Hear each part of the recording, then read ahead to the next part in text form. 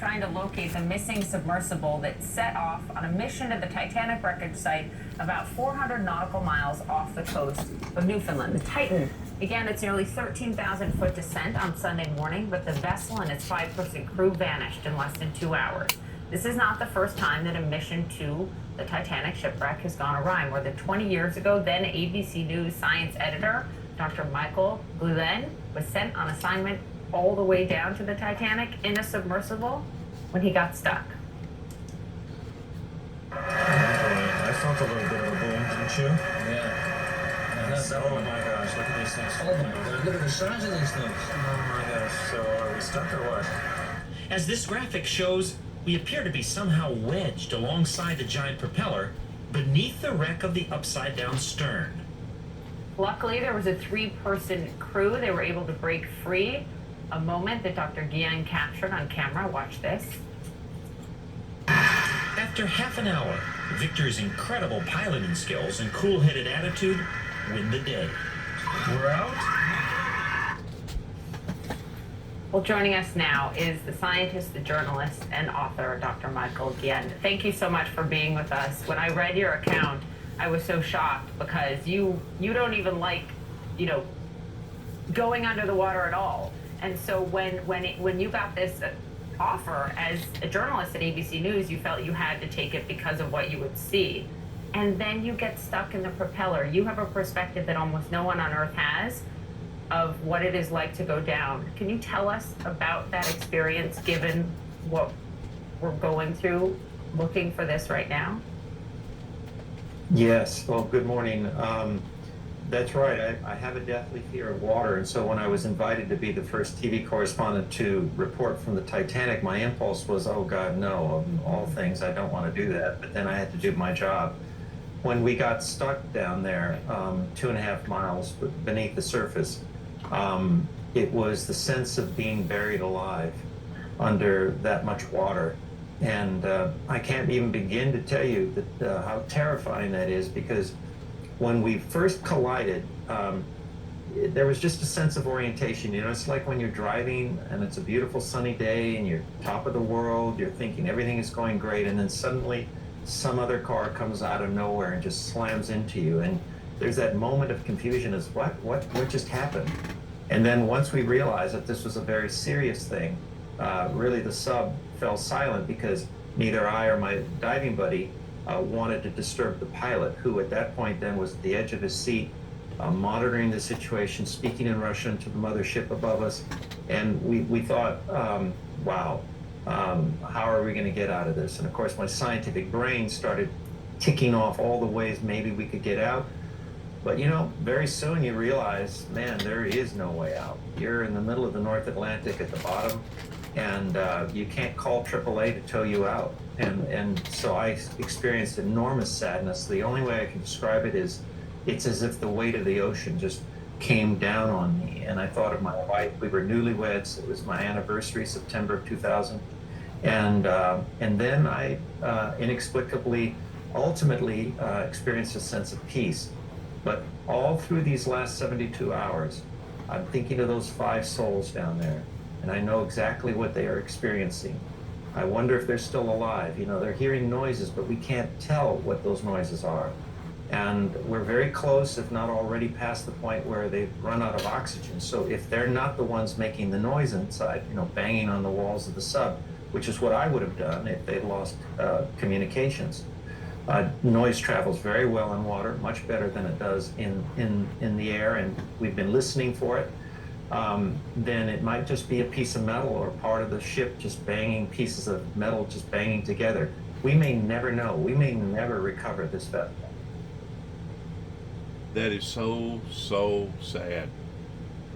And the reason why is because we have technology today that could have pinpointed just exactly where they are or where they was.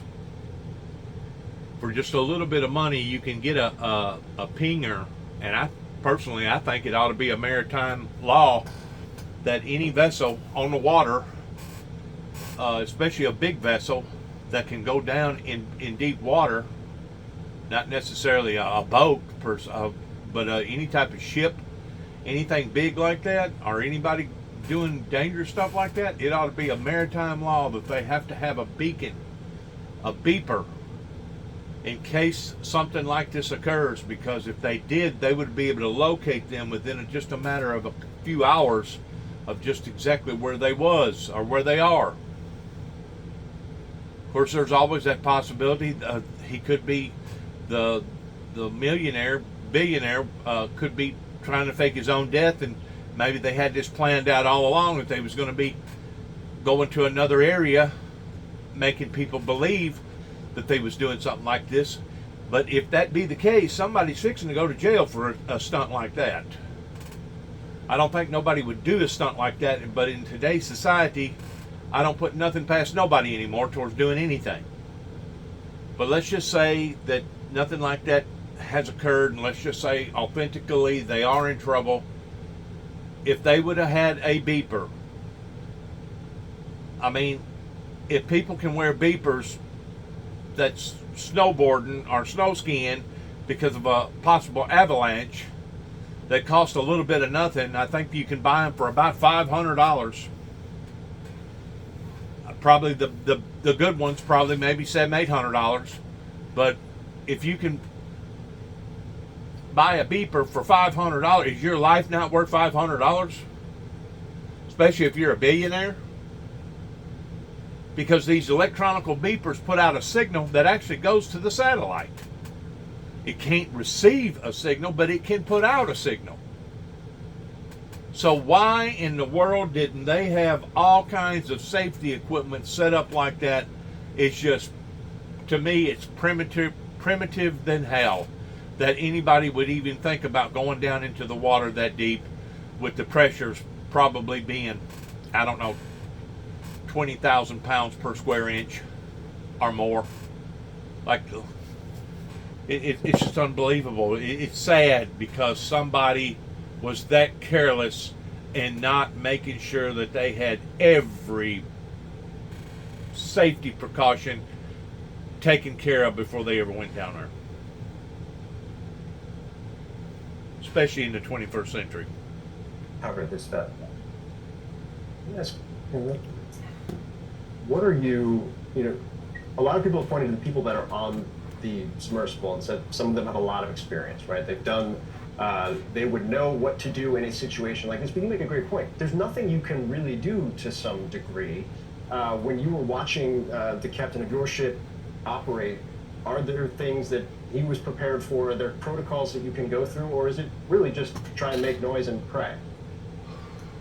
You know, that's a really good point. When we were prepping for the dive up on the ship, the captain put us through a lot of orientation sessions and told us what might go wrong, told us stories about people in that situation when they panic and immediately they want to go to the escape hatch, which is, of course, a death sentence. Because when you panic, you're not thinking. So I knew that when we collided, that's the thing I didn't want to do. I didn't want to go to that escape hatch. I wanted to make sure nobody else in that sub was. I was ready to gang tackle anybody who even looked at that escape hatch, right? But no, I mean, and I think that's the hardest thing, especially for an intellectual like me, who lives by the motto, for every problem, there's an optimal solution. I mean, I've drummed that into my son's head. For every problem, there's an optimal solution.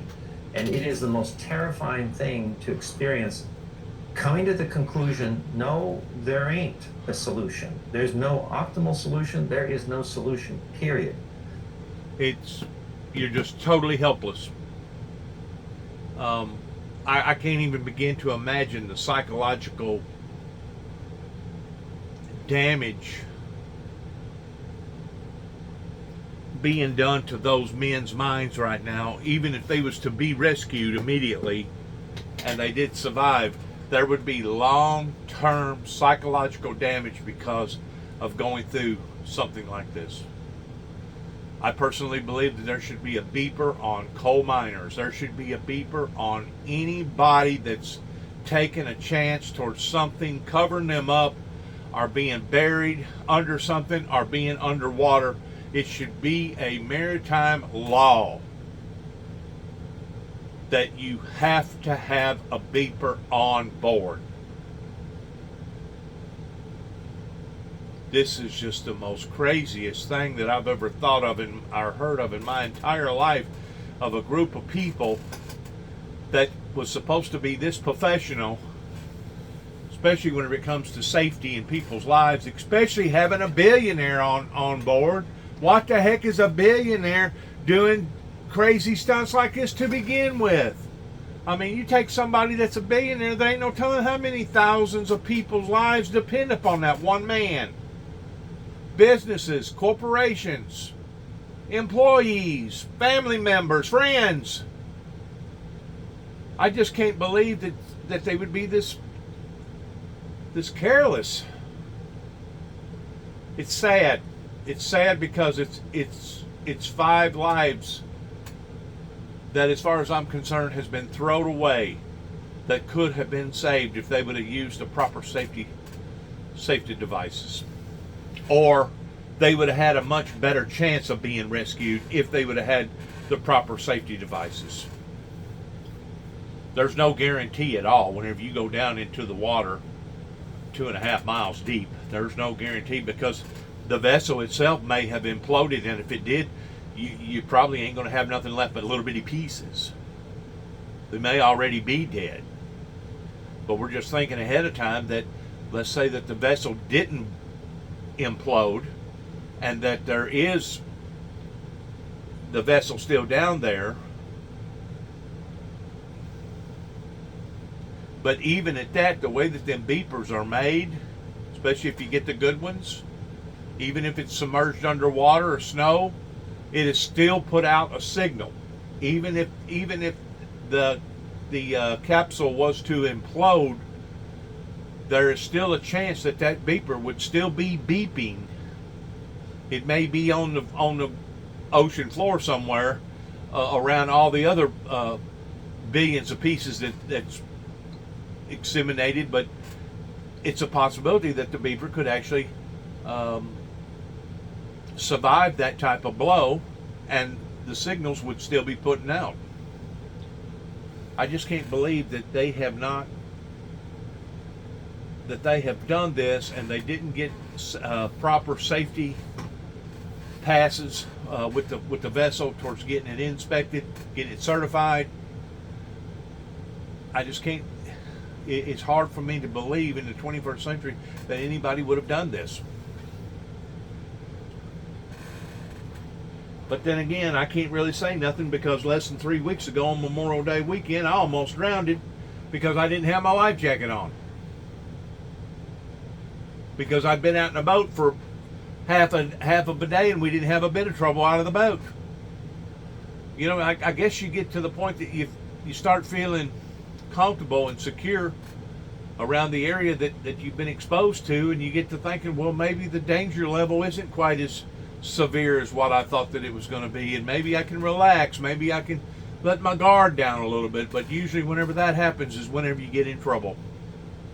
And boy, was I ever in trouble whenever I come out of that boat and the life preserver got hung on the fishing pole rod holder, and the captain of the ship, or the people on the ship, wasn't smart enough to grab it and hurry up and throw it to me, realizing that I was in trouble. I was basically on my own at the point of death. Water will drown you. Water will take your life just as quickly as lightning striking. And water should be respected in every level, regardless whether it be on a boat or a river, a stream, flood waters. The way they talk on the news, there's more people that die of flood waters than there are just about any other calamity that happens here upon to the planet, because they do not foresee the dangers. Water will kill you. There's just no one around, and I imagine that at some point in these 5 folks who are in the Titan, they came to that realization. Even though you could have all the experience you in the world, But at the end of the day, there's only so much you can do. And the idea that no amount of technology, no number of planes, ROVs, sonars, nothing can come to your rescue. If you're at the bottom of the ocean, 2.5 miles down, you don't just go down there and reach in, even with a cable or a grappling hook. It's not that easy. The pressures are enormous. They're bone crushing. It's cold down there. And so I just feel that I've just been feeling for the last 72 hours this kinship with those people down there. And it's almost like I'm down there with them, because I know what it's like down there. It's utterly dark. There's no light. You don't certainly want to light a candle or anything in there. You use up the oxygen, whether they have flashlights or not, who knows. But this had to have been a catastrophic failure of some kind, and I'm not sure we'll ever know, because I'm not sure we'll ever recover that vessel. First of all, you can't light a candle in oxygen. If you was to light a candle in oxygen, it would blow the vessel up. I don't even know why you even said that. Batteries, yes. External light, yes, but no candles. Dr. Michael Pian, thank you for taking us literally into what they may be experiencing. We appreciate it. You're welcome. All right, we have new CNN reporting about Justice Samuel Alito and another trip he made that's raising eyebrows. Because who paid for it?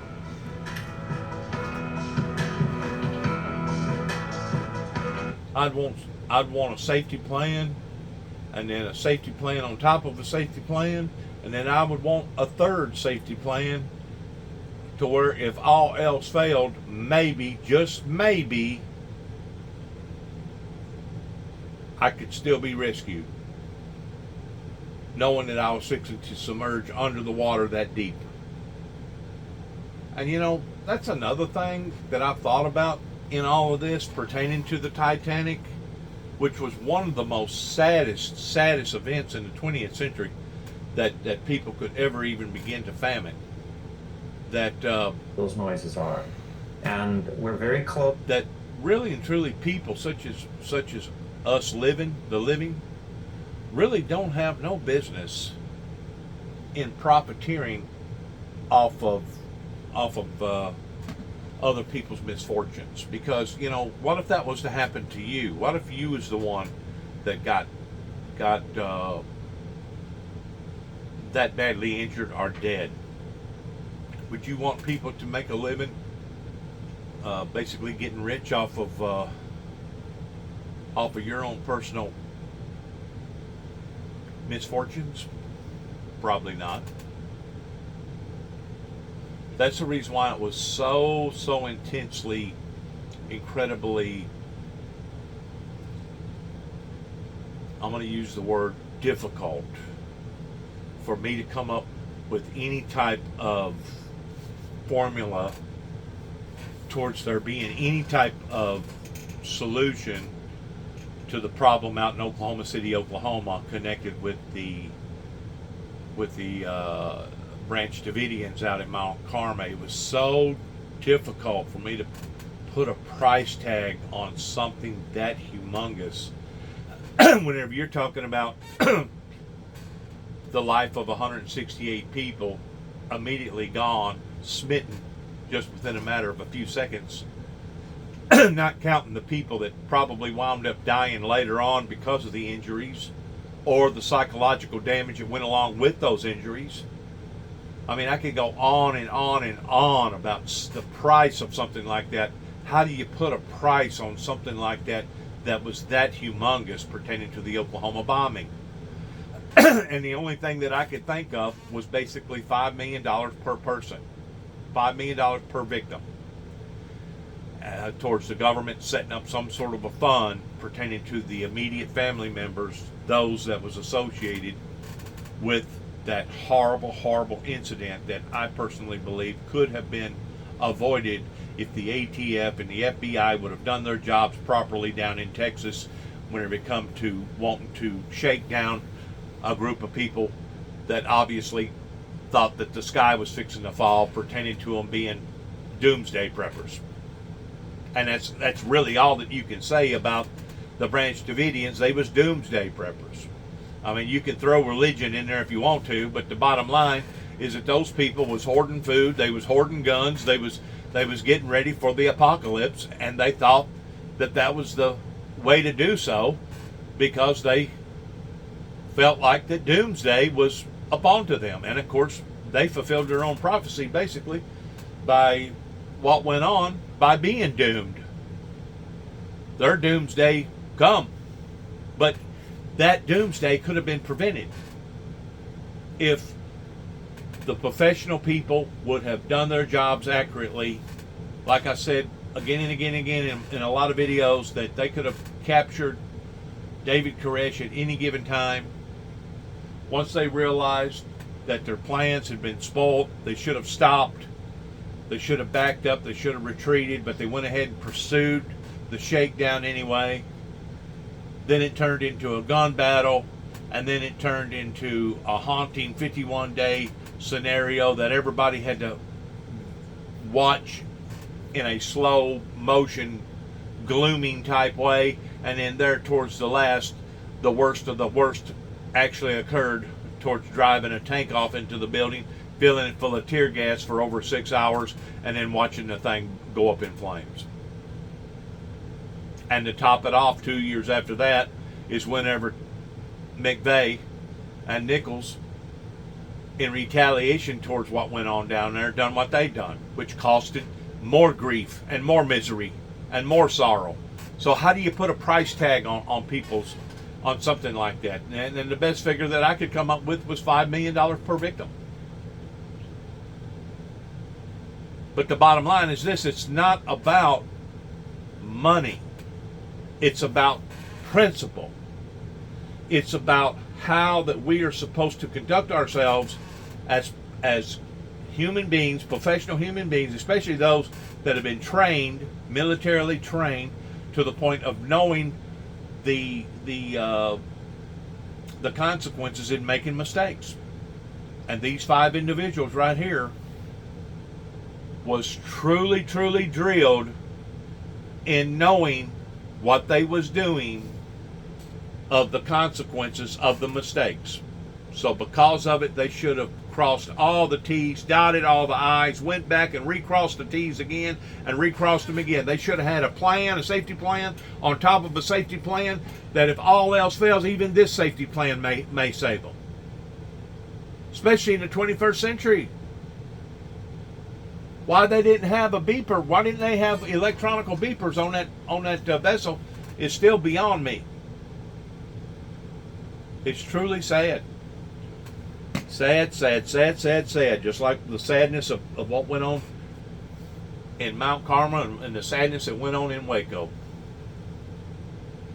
It's actually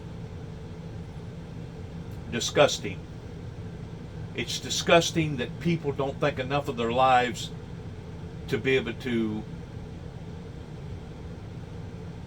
make all the proper arrangements that they need to be able to save their lives. But then again, I can't say nothing because I myself went through a situation less than 3 weeks ago on Memorial Weekend of, I thought the boat was fixing to capsize, and I bailed out of the boat without a life jacket on. I had the life jacket in my hand. I had it in my hand, but it got snagged on a pole. And who would have thought that the people that you was with wouldn't have had enough intelligence about them to have throwed you a life preserver once they realized that it was sitting there dangling from the pole, the fishing rod pole. I come awful close, and I was very lucky. The hand of God was upon me. That's the reason why that my life to where I could even make this video right now. Only thing I know to tell my viewers is to pray for the victims, and pray for the victims' families and their loved ones and their friends. Sad.